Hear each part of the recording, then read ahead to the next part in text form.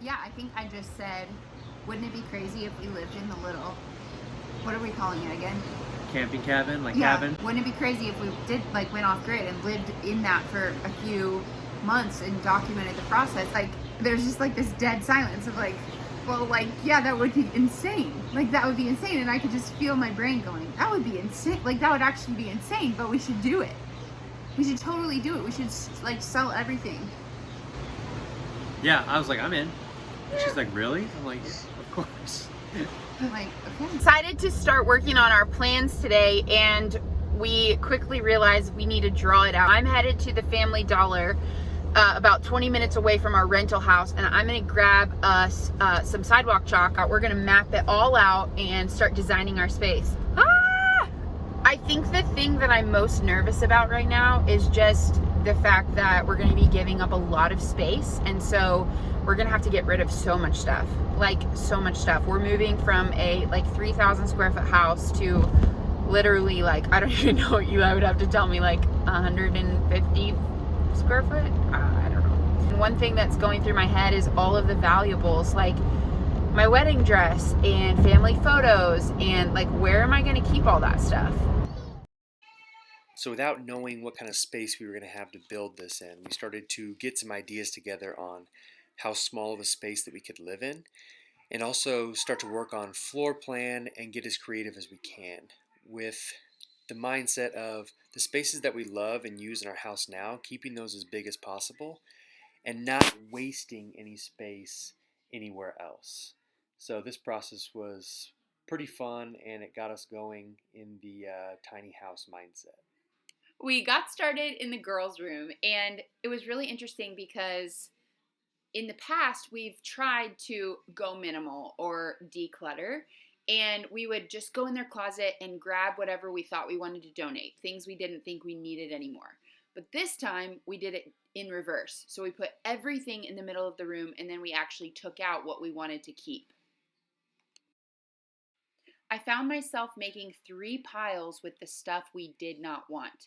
The first pile is for donating, the second pile is for selling, and the third pile is for trash. So we told our kids they had each one bin to fill up with toys.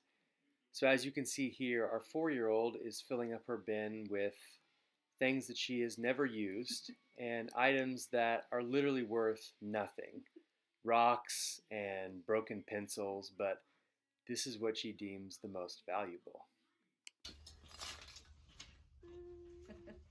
But a lot of them have sentimental value, where I remember when I got it for them, or I remember how much they wanted it. And so, like, this book, it's so funny that I feel like crying over it, but like, this book I read to Moses when he was like, 6 months old, and I remember him just loving it.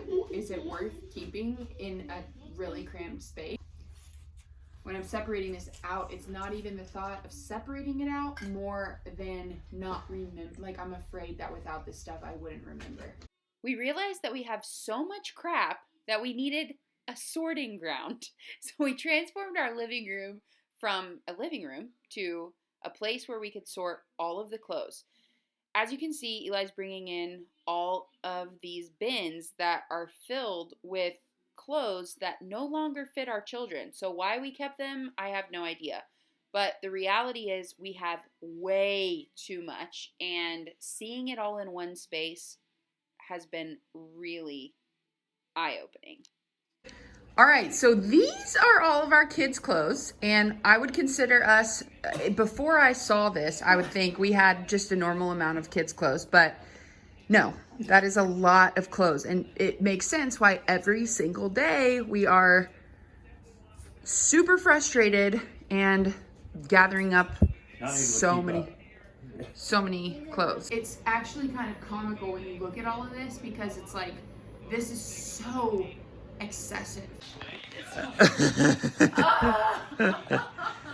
So we were thinking, when you see these clothes that remind you of a certain time, it's tempting to be like, I don't want to get rid of it because I don't ever want to get rid of that memory.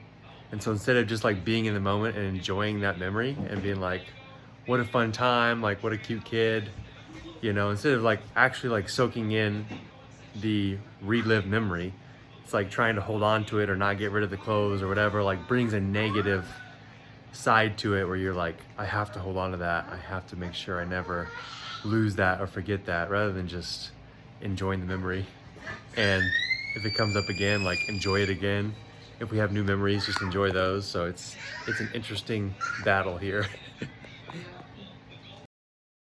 We decided each kid should get 5 sets of play clothes, 2 sets of nice clothes, and 2 sets of pajamas, 7 pairs of socks, and 7 pair of underwear.